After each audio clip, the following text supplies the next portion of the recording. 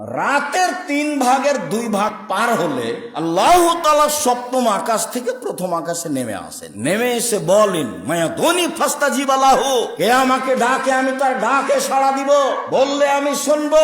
মায়া শুননি ফাতিয়াহু, কে কি চাই, যে যা চায় আমি তাকে তাই দিয়ে দিব। ওয়া আলা কুল্লি শাইইন কাদির, তিনি সর্বশক্তিমান, সবকিছু করতে পারে। কে গাড়ি বাড়ি চায়, কে জমি জায়গা চায়, কে ছেলে মেয়ে চায়, কে বিপদ থেকে বাঁচতে চায়, যে যা চায় আমি তাকে সেটাই করে দেব। মায়াস্তাগফিরনি ফাগফির লাহু, কে আমার কাছে ক্ষমা ভিক্ষা চাই আমি তাকে ক্ষমা করে দিব।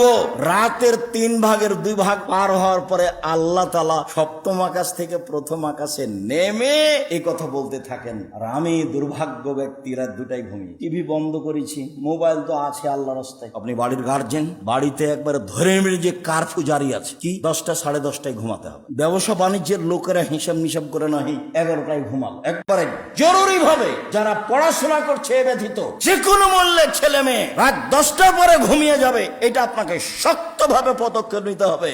একরাহুল কালামা বাদালে সাহে, এশার সালাতের পরে আল্লাহর নবী কথা বলা ঘৃণা করতেন।